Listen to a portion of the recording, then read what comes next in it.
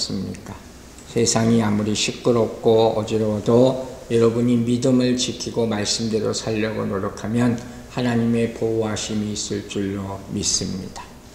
혹시 이 가운데 무언가를 기다리고 계시는 분이 있습니까? 우리 인생은 기다림이라. 모든 기다림, 사람을 기다리든 무슨 결과를 기다리든 여러 가지 모습의 기다림들이 있는 거예요.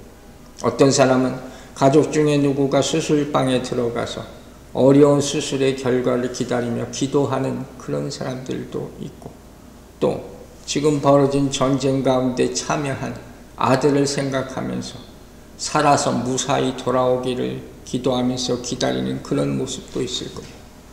또 어떤 젊은이 같은 경우에는 결혼해달라고 자기 여자친구한테 얘기해놓고 그 응답을 기다리는 간절함도 있을 거고, 또 학생들은 대학 진학을 놓고 이제 그 응답을 기다리는, 기도하는 그런 모습도 있을 거예요. 수많은 모습의 기다림 가운데 우리는 살아가고 있는 거예요. 그런데 이 기다림은 쉬운 게 아니죠. 불안과 초조와 아픔과 슬픔, 인생의 모든 모습이 이 기다림 가운데 있는 거예요. 그래서 이 기다림은 쉬운 게 절대로 아니에요. 예전에 누가 이런 말을 하더라고요. 기독교인들을 보면 다른 능력은 다 많이 봤는데 한 가지 없는 능력이 뭐냐? 인내하는 능력이 부족하다. 그래서 조그만 어려움이 부딪히거나 사람들끼리 부딪혀도 욱하고 성질을 내기 때문에 사람도 잃고 믿음도 잃고 이런 모습을 본다. 우리는 정말 이 기도를 해야 돼요. 하나님, 저에게 많은 것을 주셔서 감사합니다. 그런데 정말로 필요한 게 있어요. 저에게 인내하는 힘을 주시옵소서. 기다리는 능력을 주시옵소서. 이렇게 기도하게 되기를 주의 이름으로 축원합니다. 하나님의 뜻을 우리는 계속 본 큰 그림 가운데 설교를 하고 있어요. 하나님의 뜻은 어디에 나타나 있어요? 성경 안에 있습니다. 크게 두 가지, 주권적인 뜻, 우리가 거부할 수 없는 뜻이 있고, 또 하나는 우리에게 프리윌, 자유의지를 주셨어요. 근데 그 하나님의 뜻이 어디에 역사합니까? 영, 스피릿, 여러분의 마음에 역사하는 거예요. 거기에 따른 여러 가지 말씀 가운데 오늘은 특별한 한 가지 말씀을 또 인용할게요. 고린도전서 14장 14절. 내가 만일 방언으로 기도하면 어떻게 돼요? 나의 영이 기도하거니와 나의 마음은 열매를 맺지 못하리라. 이 말이 무슨 말인지 아시죠? 방언으로 기도할 때 여러분의 이성은 무슨 소리인지 못 알아듣는 거예요. 그런데 그게 영의 기도라고 성경은 얘기하는 거예요. 사람은 겉사람과 속사람 두 가지 모습으로 만들어져 있어요. 겉사람은 뭐예요? 껍데기, 이 육체란 말이에요. 그 안에 영혼이 속사람이에요. 그리고 분명히 사람은 어떤 존재예요? 영적 존재예요. 하나님은 영이시니 믿으시면 아멘 하시기 바랍니다. 하나님의 음성은 내 그냥 육신의 귀로 절대 못 듣습니다. 대신 여러분의 영이 듣는 거예요. 그걸 베드로전서 3장에서 뭐라 그랬어요? 마음에 숨은 사람. 지난주 설교 제목이죠. 여러분 마음에 숨은 사람, 하나님의 성령이 하나님의 음성을 다 듣게 되기를 주의 이름으로 축원합니다. 이게 지배해야 되는 거예요. 하나님의 음성은 내 육이나 혼이 듣는 게 아니라 뭐가 들어요? 영이 듣는 거예요. 성령의 역사는 어디 임해요? 영에 임하는 거예요. 어떤 방법으로 임하냐? 세 가지 방법으로 임한다고 했어요. 계시의 말씀과 기록된 말씀과 들리는 말씀. 이 세 가지 방법으로 임하는 거예요. 그런데 이 말씀이 있어도 뭐가 없으면, 성령의 역사가 없으면 우리는 믿을 수가 없다는 거예요. 이 살아계신 말씀을 성령의 역사로 말미암아 듣고 믿게 되는 놀라운 이방인의 구원의 모습이 어디 나와요? 지난주에 봤잖아요. 사도행전 10장에 나오는 고넬료예요. 그 특징이 말씀과 성령이 동시에 임했다. 그 결과가 우리가 잘 아는 고린도후서 5장 17절에 뭐가 됐어요? 새로운 피조물이 되었다. 믿으시면 아멘 하시기 바랍니다.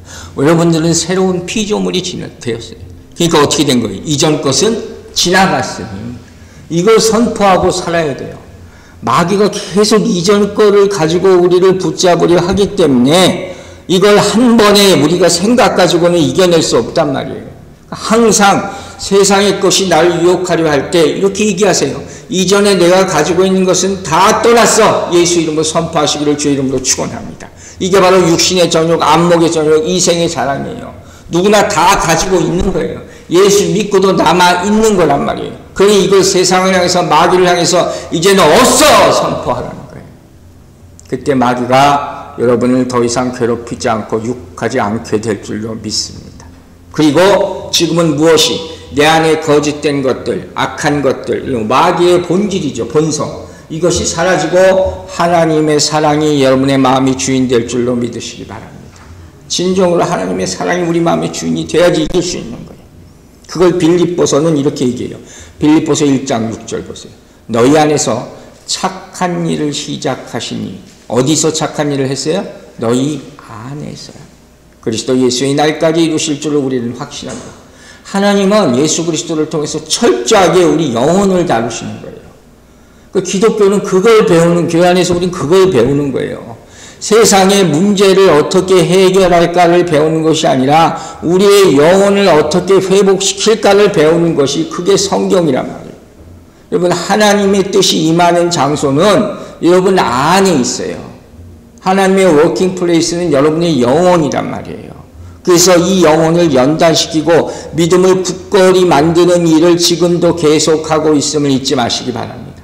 그래서 여러분의 영혼을 주님께 맡기라는 거예요. 이걸 끝까지, 예수의 날까지, 마지막 오실 때까지 여러분의 영혼을 온전히 주님께 맡기지 않으면 우리의 영혼이 구원받을지 누구도 확신할 수 없기 때문이에요.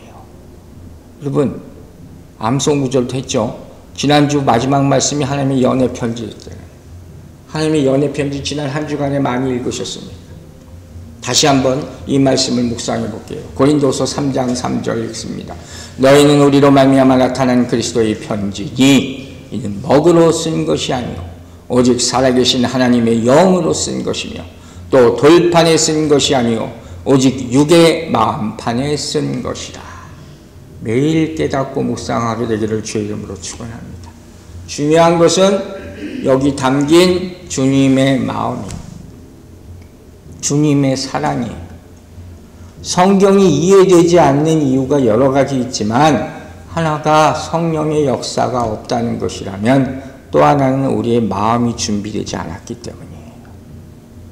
여러분의 마음에 주님을 사랑하는 마음이 있을 때 성경의 말씀이 나에게 주는 연애 편지로 읽혀지게 될 줄로 믿으시기 바랍니다. 아직도 그것을 내가 온전히 모르겠다 하는 사람에게 오늘 말씀을 통해서 응답을 줄게요. 자, 이제 하나님의 뜻이 이루어지기까지 필요한 것 또 하나를 오늘 배웁니다. 그게 뭐냐? 바로 waiting, 기다리라. 기다리라. 성경의 두 사람, 대표적인 두 사람을 말씀을 인용할 건데 오늘은 하박국 선지자, 다음 주는 시몬을 통해서 이 얘기를 해나갈 거예요. 자, 하박국 2장 1절부터 3절까지 말씀 봅니다. 내가 내 파수하는 곳에 서면 성루에 서리라. 그가 내게 무엇이라 말씀하실지 기다리고 바라보며 나의 질문에 대하여 어떻게 대답하실지 보리라 하였더니 여호와께서 내게 대답하여 이르시되 너는 이 묵시를 기록하여 판에 명백히 새기되 달려가면서도 읽을 수 있게 하라. 마음에 새기라는 거예요. 이 묵시는 정한 때가 있나니 그 종말이 속히 이르겠고 결코 거짓되지 아니하리니 비록 더딜지라도 기다리라. 지체되지 않고 반드시 임하리라. 아멘. 더딜지라도 기다리라 하는 찬양을 제가 계속 보내드렸죠. 짧은 찬양이지만 이 하박국 2장의 말씀을 인용한 감동 있는 찬양이었어요. 하박국이라는 선지자는 그 의미는 하나님의 뜻을 분별하고 하나님과 씨름한다는 그런 의미를 가지고 있어요. 아주 특별한 선지자예요. 이 하박국은 대표적으로 기다림의 선지자 이렇게 불리던 사람. 뭘 기다렸냐? 하나님의 뜻이 임하기를, 이 땅에 임하기를 기다린 사람이에요. 왜 그랬냐? 그 시대는 그야말로 패역한 시대예요. 세상이 항상 그렇지만 특별히 왕들이 다 타락했어요. 그래서 그 왕들 앞에 선지자의 자격으로 나와서 아무리 공의와 정의를 외쳐도 이 왕들과 세상이 꿈쩍도 변하지 않아. 그걸 보면서 망리에 올라가가지고 하나님 앞에 외치는 거예요. 조금이라도 가까이 하나님을 만나려고, 들으려고. 하나님, 왜 저런 왕을 가만히 놔두십니까? 벌하여 주세요. 이렇게 막 외치는 거예요. 여러분, 지난주에 우리가 태어난 지 3개월밖에 안 된 아이를 하나님께서 다시 불러가시는 그런 예화를 제가 인용한 적이 있었잖아요. 그때도 뭐라 그랬어요? 하나님, 왜 이런 일이 세상에서 일어나고 있습니까? 뭐하러 태어나게 하시고 왜 다시 데려가십니까? 그것과는 상황은 다르지만 또 이렇게 물어보는 거예요. 도대체 이러한 일에 하나님의 뜻이 무엇입니까? 우리도 이런 질문을 기도 가운데 많이 하게 되잖아요. 깊이 있게는 못하죠. 그러나 우리도 무언가를 기다리고 있고 하나님의 뜻이 무언가를 살피고 있어야 한다 하는 것이죠. 보통 우리가 살면서 기다리는 경우가 많은데 일반적으로 3가지 정도 된다고 사람들이 얘기를 합니다. 첫 번째 기다림은 우스운 얘기지만 억지로 기다리는 거예요. 다른 말로 오기로 기다린다. 이제까지 기다렸는데 어떻게 한번 되나 보자, 안 되나 보자. 이런 인생들이 의외로 많아요. 절대로 하나님의 응답을 그렇게 기다리지 마시기 바랍니다. 시간 낭비예요. 두 번째 또 어떤 기다림의 종류가 있냐? 그냥 완전히 포기하면서 기다리는 거예요. 좋은 의미가 포기가 아니라 에이 될 대로 되라 하면서 그냥 기다리는 것 같지만 이미 기도 제목도 잊어버리고 가끔 생각나면 아이고 그러면 그렇지 아직도 안 됐지 이러고 기다린다 하면서 기다리는 거예요. 그리고 세 번째 기다림이 있어요. 그게 뭐냐? 하나님의 분명한 약속을 믿고 기다리는 거예요. 여러분의 기다림이 이런 기다림이 되기를 주의 이름으로 축원합니다. 이 모습을 하박국 선지자가 2장 4절에서 보여줘요. 보라, 그의 마음은 교만하여 그 속에서 정직하지 못하나. 그 다음에 뭐예요? 의인은 그의 믿음으로 말미암아 살리라. 귀한 말씀이죠. 하나님의 뜻과 하나님의 약속이 성취되는 것을 바라보고 기다리며 사는 인생. 이 인생 가운데 하나님은 분명히 대답해 주실 줄로 믿습니다. 이게 진짜 하나님과의 관계예요. 우리가 오직 믿음으로라는 귀한 찬양을 했잖아요. 그 가사를 제가 다시 한번 볼게요. 세상 흔들리고 사람들은 변하여도 나는 주를 섬기리. 주님의 사랑은 영원히 변하지 않네. 나는 주를 신뢰해. 얼마나 귀한 가사입니까? 여러분이 기다리는 시간이 하나님께서 우리의 믿음을 시험하기 위해서 진짜인지 가짜인지 그렇게 흔들어 보는 시간이라는 것을 깨닫게 되기를 바랍니다. 하박국 2장 3절을 다시 보세요. 자, 이렇게 나와 있어요. 이 묵시는 정한 때가 있나니 그 종말이 속히 이르겠고 결코 거짓되지 아니하리라. 비록 더딜지라도 기다리라. 지체되지 않고 반드시 응하리라. 믿어집니까? 아직 안 이루어졌어요. 그리고 하나님이 뭐라고 얘기하세요? 더딜 거야. 더 기다려야 돼. 늦어질 거야. 언제라고는 딱 말을 안 해. 근데 분명히 앞에서 정한 때, 하나님이 정한 때는 있어요. 이게 중요한 거예요. 내가 언제 몇 월 며칠까지가 아니에요. 그런 응답은 없어요. 그런데 더 놀라운 게 이 음성을 하박국 선지자가 듣고 나서 놀라운 고백을 조금 후에 해요. 그게 바로 하박국 3장이에요. 17절, 18절 보세요. 비록 무화과 나무가 무성하지 못하며 포도나무에 열매가 없으며 감람나무에 소출이 없으며 밭에 먹을 것이 없으며 우리의 양이 없으며 외양간에 소가 없을지라도 나는 여호와로 말미암아 즐거워하며 나의 구원의 하나님으로 말미암아 기뻐하리로다. 할렐루야. 있는 게 하나도 없는데 이게 믿음이에요. 그리 아니하실지라도 우리 권사님이 찬양 보내주셔서 우리 했잖아요. 정말 감사할 수 있습니까? 아무것도 없어요. 아직도 받은 게 아무것도 없어. 기다리기만 해. 근데 찬양하고 있어요. 여러분, 기다리는 시간은 정말 힘든 시간이에요. 모든 상황 가운데. 왜? 불확실하니까. 그렇잖아요. 뭐 이루어진 게 없어. 내 손에 든 게 없어. 보이는 게 없어. 근데 하나님의 막 관점에서 볼 때는 뭐예요? 믿음이 생기는데 필요한 시간이에요. 우리 인간은 원래 그런 거예요. 불 가운데 지나고 물 가운데 지나고 연단 받아야 된다는 거예요. 그래서 이 시간에서는 우리가 하나님과 계속 교류하고 있다면, 이거 전제로 말하는 거예요. 하나님 없다 그러면 소용없고, 하나님과 교류하고 있는 한 제일 많은 질문을 하는 시간이에요. 여러분에게 그런 시간이 있게 되기를 바랍니다. 제가 예수를 믿은 이유도 그것 한 파트가 있을 거예요. 하나님한테 수많은 질문을 했었거든요. 근데 이런 어려운 가운데 수많은 의혹 가지고, 궁금증 가지고, 불확실 가지고 질문을 할 때 예수님께서 제자들에게 이런 말씀을 한 게 예를 하나 들게요. 자, 누가복음 보세요. 8장 25절. 제자들에게 이르시되 너희 믿음이 어디 있느냐 하시니 그들이 두려워하고 놀랍게 여겨 서로 말하되 그가 누구이기에 바람과 물을 명함에 순종하는가 하더라. 여러분, 참 이거 무매한 제자들이잖아요. 바람과 물결을 잔잔하게 하는 예수님이 같이 배에 타고 있는데 왜 두려워해? 이게 인간이, 연약한 인간이란 말이에요. 이게 우리의 모습이에요. 이 너무 두려움이라는 게 떠나질 않아. 말이 평안이지. 이게 우리의 불쌍한 모습이에요. 인간의 모습을 정확하게 이렇게 표현했어요. 시편 보세요. 119편 82절. 나의 말이 주께서 언제나 나를 안위하실까 하면서 내 눈이 주의 말씀을 바라기에 피곤하나니.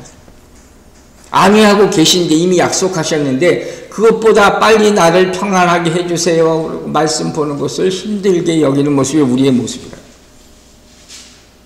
여러분, 하나님 약속하신 것을 먼저 믿게 되기를 주의 이름으로 축원합니다. 이 설교를 준비하면서 두 가지 기쁘고 감사하면서 놀란 게, 하나는 제가 오늘 딱 준비한 설교가 권사님이 보내주신 찬양하고 딱 똑같은 제목이어서 다시 한번 깜짝 놀라고, 또 하나는 제가 지금 하고 있는 여러 가지 기도와 일 가운데서 기다림이 필요하다는 것을 느끼게 해주셔서 이게 또 너무 감사했어요. 여러분, 옛날에 2차 대전 때 나치 독일의 유대인 수용소에 대한 얘기가 많이 나오잖아요. 거기에 대해서 또 어떤 사람이 책을 썼는데 제목이 뭐냐면 의미를 찾는 인간의 탐색. 어려운 제목으로 책을 썼어요. 내용이 간단히 말하면 뭐냐면, 마음으로 이미 포기한 사람은 두 수용소 안에서 난 죽을 거야. 몸도 금방 쇠약해졌다는 거예요. 그런데 그 안에서 소망을 잃지 않는 사람은 자기 처지는 상관이 없고 오히려 또 다른 사람까지 막 절망이 허덕이는 그 모습을 보면서 도와줘, 격려해줘. 그래서 둘 다 결국은 어떻게 해요? 몸과 마음이 함께 건강해져서 끝까지 수용소에서 살아남을 수 있었다. 믿어주십니까? 우리 인간의 마음이에요. 그런데 구체적으로 그렇게 생각만 한다고 살았겠어요? 어떻게 했겠어요? 그 마음을 가지고 기도하는 거예요. 여러분의 시간이, 기다림의 시간이 기도하는 시간이 되기를 주의 이름으로 축원합니다. 여러분, 끊임없이 기도하세요. 기도하십니까? 응답 많이 받고 계십니까?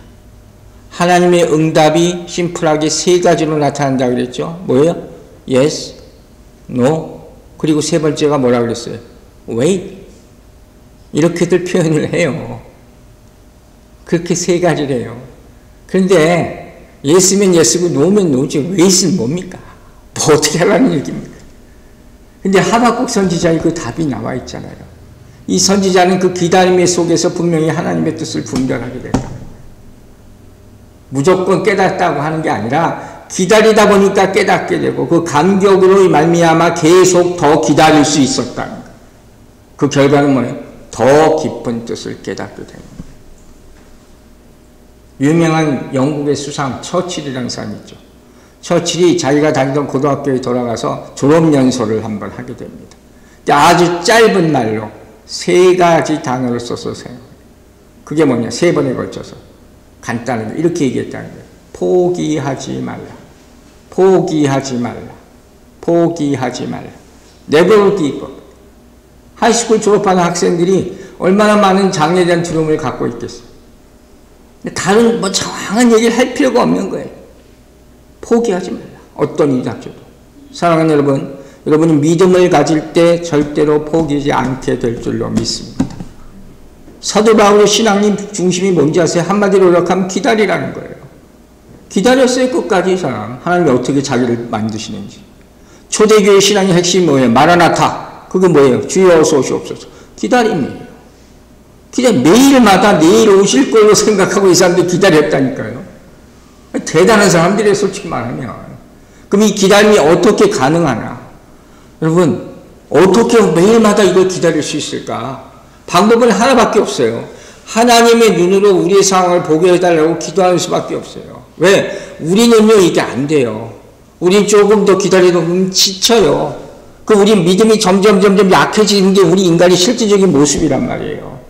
그 성경이 이렇게 표현하잖아요. 잠언 보세요.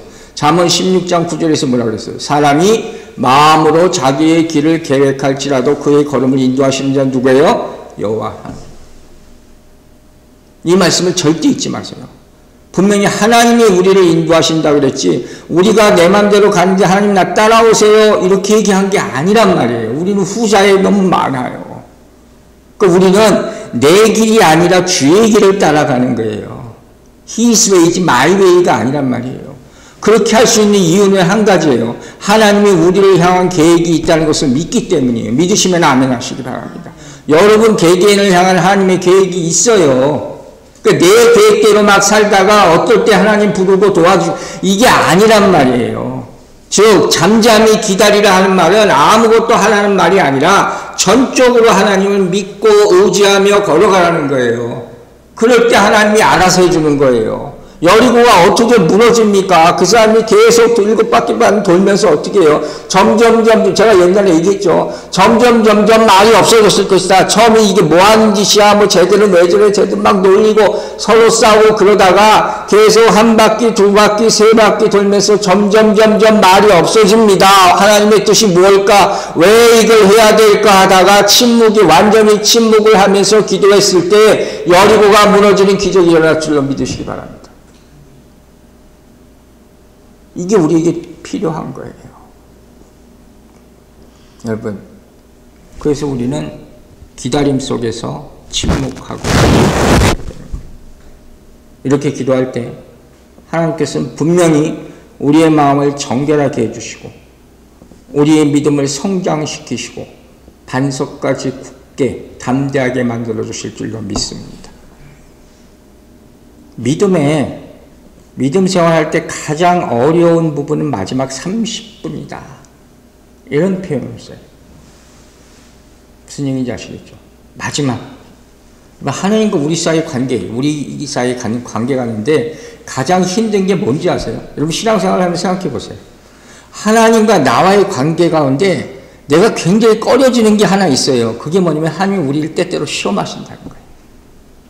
이거 없으면 정말 좋겠는데 왜 꼭 그걸 하실까? 시험을 하세요. 그게 로마서 5장 3절 4절이에요. 환난이 있니 연단 소망의 가족. 이게 왜 필요해? 나는 없으면 좋은데. 근데 꼭 이렇게 테스트를 하신단 말이에요. 그리고 우리의 문제는 하나님이 우리를 돕기 위해 정말 짠 하고 나타나시기 바로 전에 기다리면 포기한다. 그 조금만 더 인내하면 되는데 그걸 못 참고 포기하는 경우가 실제로 많아요. 그래서 더 큰 어려움에 닥치고 실패하고 자기 생명을 버리기까지 하는 거예요. 그럼 욥기를 보면서 그런 생각 안 해봤어요? 욥이 조금만 더 인내 못했으면 아마 욥도 저 세상 갔을 거다. 승리하지 못했을 거다. 왜? 원수 마귀가 계속 욥을 죽이려 하잖아요. 근데 하나님은 저기서 보고 계시고 하나님은 욥이 이기기를 바라시고 기다리길 바라시고 믿음으로 이기길 바라시는 거예요. 여러분 승리하게 되기를 주의 이름으로 축원합니다. 기다림의 시간은 여러분 내가 정한 시간이 아니에요. 그래서 기다려야 되는 거예요. 광야는 하나님의 시간이에요. 오늘 우리 광야에 대한 찬양도 했죠. 하나님의 시간, 하나님이 정한 시간이에요. 그런데 약속의 땅에 들어가기에는 반드시 필요한 시간이에요. 가장 밤이 어두울 때 동트기 직전이라고 그랬잖아요. 광야를 지나며 찬양 가사가 이렇게 되어 있어요. 나를 고독하게, 나를 낮아지게, 세상 어느 곳에도 기댈 것이 없게 하셨네. 무슨 이런 찬양을 우리가 왜 불러야 돼? 그죠? 잘 생각해 보세요. 왜 우리는 이런 찬양을 불러야 돼요? 근데 그 뒤에 이런 가사가 있어요. 주님 손 놓고는 단 하루도 살 수 없는 광야. 이게 목적이에요. 이걸 찬양할 수 있게 되기를 주의 이름으로 축원합니다. 우리 중요한 고비고비마다 어떤 길을 걸어야 될지 참 방황할 수 있어요. 결정하는 데 있어서. 우리 아들도 요새 고민이 많죠. 어느 학교를 어플라이 해야 되느냐. 나한테도 도움을 요청하고 기도해달라 그러고 뭐 누구를 통해서 응답이 있을지 내가 정죄이냐 이놈아 그런 얘기를 하고 싶지만 아무 말도 하고 기도를 합니다. 새로운 일을 하나님께서 시작하게 할 수도 있어요. 내 나이 60에 뭔가 새로운 일을 하게 될지는 난 몰랐잖아요. 하나님의 뜻이 어디 있습니까? 정말 우스갯소리 같이 물어보잖아요. 하나님의 뜻이 있어요. 저는 그 안에서 너무 기뻐하고 있습니다. 여러분, 하나님의 뜻은요, 무슨 수학 공식처럼 딱 정해진 게 절대로 아니에요. 내가 인생을 아무리 그렇게 살아오려고 했어도 하나님 그걸 부수고 계세요. 그걸 깨닫게 되기를 주의 이름으로 축원합니다. 길로 따지면 큰 팔자선보다 더 큰 길이에요. 하나님의 뜻이 그렇게 큰 길임을 감사하시기 바랍니다. 왜? 그렇기 때문에 내가 1차선만 가라는 하나님이 2차선, 3차선, 4차선 왔다 갔다 하는데 그 가운데도 하나님께서 그걸 계속 보고 있었다가 실수와 갈등을 다 이해해주고 기다려주시고 하나님의 뜻대로 다시 1차선으로 돌아오게 만드실 수 있는 시간을 주시기 때문에 그로 말미암아 감사하게 되기를 주의 이름으로 축원합니다. 이게 모든 일이 합력하여 선을 이루게 하시는 거예요. 조금 더 빨리 깨달으면 더 좋은 거고 인생의 보탬이 되는 것이고 늦게라도 깨닫게 되기를 주의 이름으로 축원합니다. 여러분 이사야서 55장 8절 보세요. 이는 내 생각이 너희 생각과 다르며 내 길은 너희 길과 다름이니라. 여호와의 말씀이니라. 다시 한번 강조하는 거예요. 즉 하나님의 관심사는 뭐냐? 우리가 표면적으로 생각하는 것보다 훨씬 깊다는 거예요. 내 생각이 옳다. 내 생각이 이렇다. 아직도 이런 주장을 먼저 하게 된다면 하나님의 뜻을 우리가 들을 수가 없어요. 여러분, 하나님은 때때로 내가 스스로 너무 힘들고 너무 죽겠다. 내 믿음 다 날아갈 것 같아요. 이렇게 부르짖을 때까지 우리를 인내하게 하시고 기적을 이루는 인생을 만들어 주실 줄로 믿으시기 바랍니다. 하나님의 뜻은 나중에 할 수 있다고 그랬죠. 지난주에 분명히 얘기했어요. 지금 우리는 몰라요. 우리가 하나님이 아니기 때문에. 그런데 하나님이 이루시는 것을 믿고 그 방법을 그대로 순종한다면 여러분이 생각했던 것과 그 상상보다 훨씬 더 큰 놀라운 일을 여러분의 인생 가운데 행할 줄로 믿으시기 바랍니다. 이 가운데 누구도 몰라요. 그러나 하나님은 분명히 행하신다는 거예요. 그러니까 이제는 왜 묻지 마세요. 어떻게 하려고요? 그것도 묻지 마세요. 하나님의 방법을 그대로 신뢰하는 믿음을 갖게 되기를 주의 이름으로 축원합니다. 이건 하나님의 방법이 무슨 특별해서가 아니라 그것이 가장 선한 길이기 때문에 그것이 우리를 만드신 하나님이 나에게 가장 좋은 길로 인도하고 계시기 때문에 근데 그대로 가기 위해서 분명히 우리가 해야 될 게 하나가 있어요. 그게 뭐냐? 하나님의 뜻에 우리의 의지를 완전히 내려놓는 거예요. 이거 없이는 안 되는 거예요. 이걸 잊지 마세요. 그럴 때 세상이 지금 전쟁 나서 큰일 났어요. 이런 두려움 가운데 있어도 든든한 반석같이 서 있게 될 줄로 믿습니다. 여러분, 기다림의 동기를 사람들은 세상에서 많이 찾아요. 역사적으로, 이데올로기로. 또 나의 성취를 위해서 기다리고 인내해야지. 이렇게 생각하는 사람 아마 거의 대부분일 거예요. 요거 참아야지. 그런데 성경은 뭐라 그러냐? 기다림의 동기를 뭐라 그래요? 하나님의 계시와 약속. 하나님의 계시와 약속. 여러분 성경을 보세요. 그 안에서 내가 기다려야 하는 목적을 찾으시기 바랍니다. 최소한 여러분이 요만큼이라도 기도하게 만드는 이유가 있을 겁니다. 그걸 우리에게 알려주는 거예요. 개인의 욕망, 성취, 무슨 예수님 제자들이 하나님 오른편에 왼편에 이런 게 전혀 아니라는 거예요. 하나님이 여러분을 향한 계획이 있습니다. 약속이 있습니다. 여러분이 기다릴 때 여러분의 인생 가운데 성취될 줄로 믿으시기 바랍니다. 마지막으로 누가복음 4장 18절 19절 말씀 볼게요.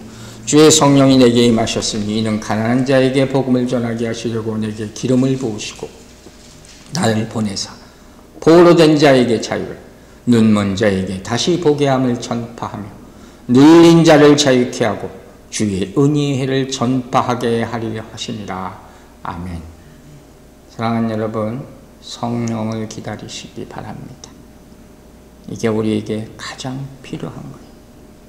우리는 지금 이 현실 가운데 무엇을 기다리고 무슨 자세로 주님을 맞이할 것인가? 이게 그리스도인에게 정말 중요한 때입니다. 지금은 뭘 세울 때가 아니라고 제가 무수히 얘기했어요. 내 욕망이나 성취를 바라기 위해서는 안 된다 그랬어요.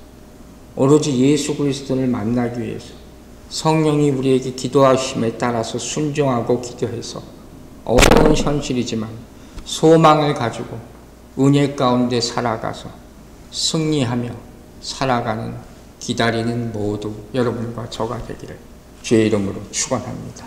기도하겠습니다. 아버지 하나님 감사합니다. 우리에게 기다림의 시간을 주심을 감사드립니다.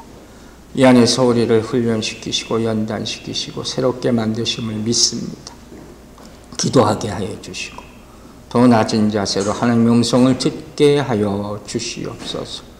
이 시간 가운데 잠잠하게 하여 주시고 더디더라도 믿음을 가지고 하나님의 뜻대로 살아가는 진정한 하나님의 백성 되게 하여 주시옵소서.